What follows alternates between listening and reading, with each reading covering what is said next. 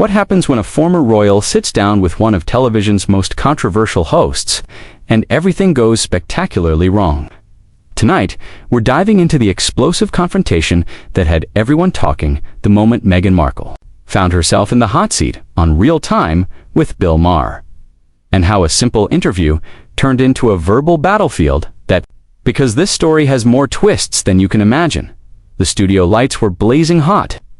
That evening, as Meghan Markle settled into the guest chair across from Bill Maher, she had agreed to appear on the show to promote her latest charitable initiative, expecting the usual softball questions about philanthropy and her life in California. What she didn't anticipate was walking into what would become one of the most uncomfortable 12 minutes in late-night television history.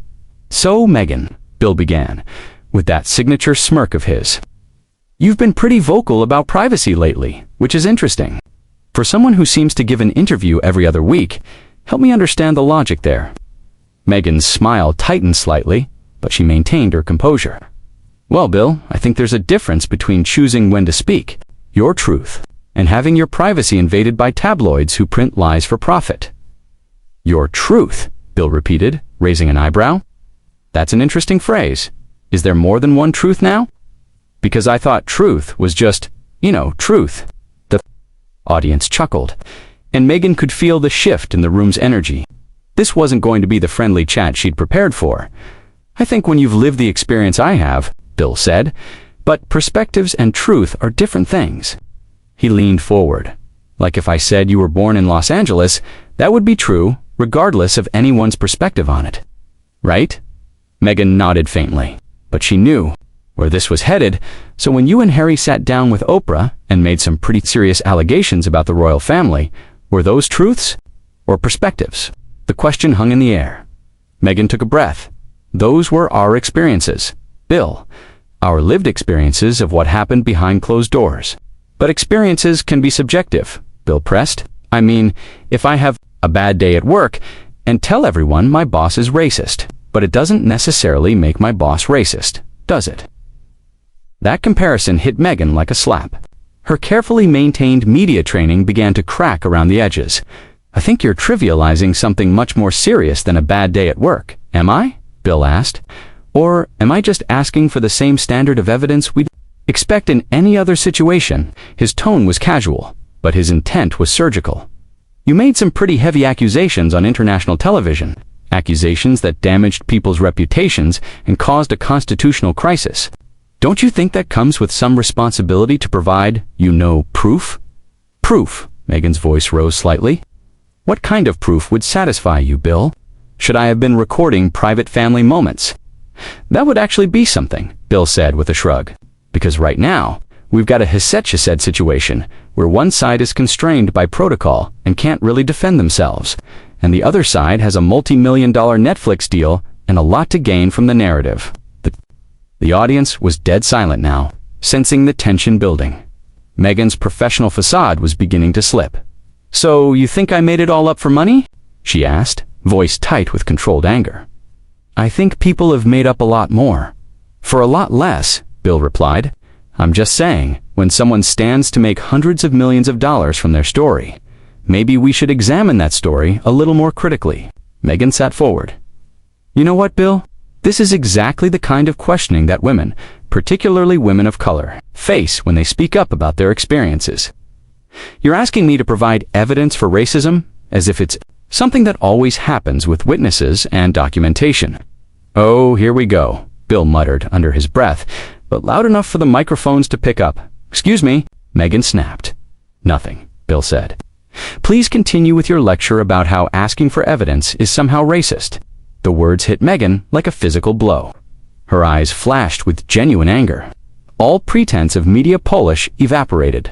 "You seriously going to sit there and mock the idea that questioning a woman of color's experiences might have racial undertones?" "Getting old," Bill fired back.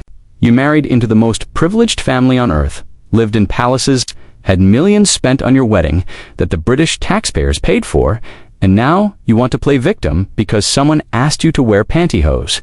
The audience gasped. This had crossed every line of acceptable, her chair rolling backward. "How dare you minimize what I went through? You have no idea what it's like to be isolated, to have your passport taken away. To be told you can't seek help when you're struggling with your mental health, your passport was taken away. Bill asked, voice dripping with skepticism. By who? The Royal Passport Police? And let me get this straight. You couldn't seek help for your mental health, but you could plan and execute a multi-million-dollar exit strategy with Hollywood agents and Oprah Winfrey. You're twisting everything I'm saying, Meghan said, her voice shaking with rage. I'm not twisting anything. I'm just pointing out the inconsistencies in your story that apparently no one else is allowed to mention. Bill leaned back, completely unfazed by Meghan's distress. Look, I get it. Nobody likes to have their story questioned.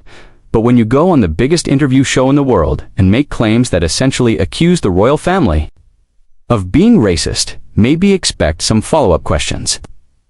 Follow-up questions? Meghan was incredulous. You're making accusations. I'm trying to understand how someone who claims they were so restricted and controlled managed to negotiate a $100 million Netflix deal before they even left the royal family, Bill shot back. I mean, were you or weren't you allowed to make your own decisions? That's not how it worked, and you know it, Meghan replied, gesturing emphatically. The negotiations happened after we made the decision to leave, after we were cut off financially, cut off. Bill laughed. Actually laughed. Your father-in-law gave you millions from his private estate. That's being cut off. Lady, I've been cut off. That's not when you're buying a $14 million mansion in Montecito. The audience was dead silent again. Being financially cut off from the institution that was supposed to support us while we carried out royal duties is not the same as your personal financial struggles. I forgot that your struggles are more important than everyone else's because you used to be a princess. And now there were actual tears forming in her eyes, her voice becoming thick with emotion. You don't know what it was like to have every single thing you did scrutinized, to have lies printed about you every single day, to have people hate you for no reason other than who you married. Lies. Bill's voice sharpened. Let's talk about lies. You told Oprah you weren't prepared for royal life. Then nobody taught you anything.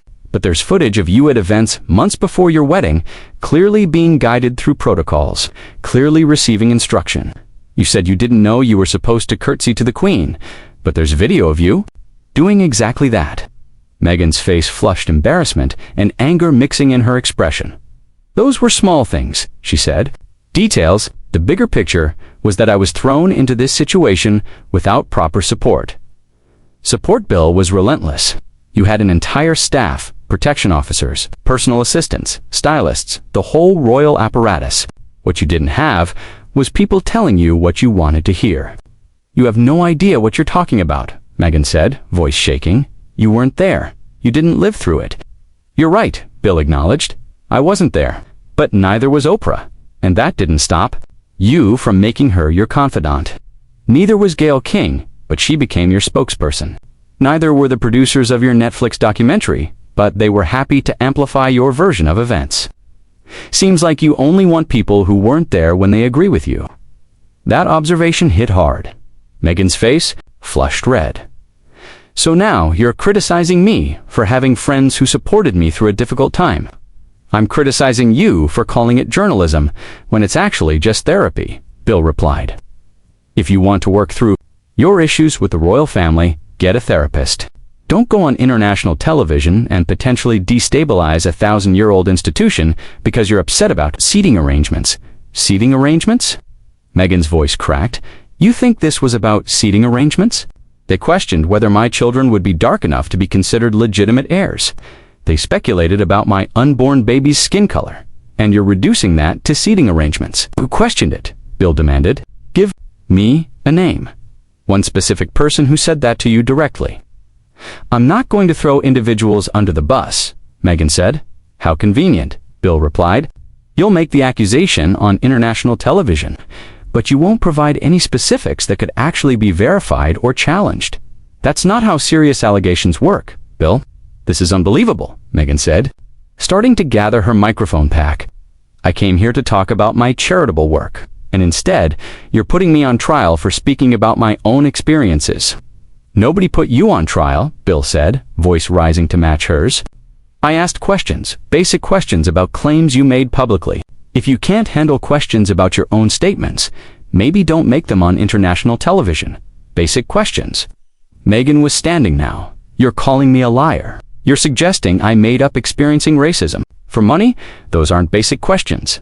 Those are attacks. I'm suggesting that your story has holes in it, Bill said, also standing now. Big holes. And instead of addressing those holes, you're hiding behind accusations of racism and sexism, which is frankly insulting to people who actually experience those things. I didn't experience racism. Meghan was incredulous. The woman who was called straight out of Compton by British tabloids didn't experience racism. The woman whose child was compared to a chimpanzee by radio hosts, the tabloids were horrible to you, Bill conceded. They were also horrible to Kate Middleton, to Camilla Parker Bowles, to Sarah Ferguson, to Diana Spencer. Being treated badly by the British press doesn't make you special, Meghan. It makes you royal. Don't you dare compare what I went through to what the other women went through, Meghan said, her voice shaking. They didn't have their race questioned, their American background used as a weapon against them. No, Bill replied. They just had their weight scrutinized, their families mocked, their every move dissected for decades. But somehow, your suffering is different because it involved race. The words hung in the air like a bomb. Meghan's face twisted through shock, hurt, and fury. You know what, Bill? She said. This conversation is over. I don't have to sit here and listen to you minimize my experiences because you think you know better, running away when the questions get tough. Bill called after her. How very royal of you. Meghan stopped, turned slowly. Her eyes blazed. What did you just say to me? Running away when things get tough is very royal of you, Bill said again. It's what your husband did his whole life until he met you. Leave Harry out of this, Meghan said, voice low and trembling. This is between you and me, is it though? Bill asked. Because from where I sit, this whole victim narrative looks like a PR strategy designed to rehab your husband's image while burning down his family. You don't know anything about my husband? Meghan said. Fists clenched at her sides. I know he went from Britain's most popular royal to a professional complainer, Bill said. That's quite the transformation. Stop it, Meghan warned. What happened, Meghan? Did you promise him he could have it all? The royal title, the Hollywood money, the victim status? Because it turns out you can't have it all. You're a miserable, bitter man, Meghan said, voice breaking. You get your kicks tearing down women.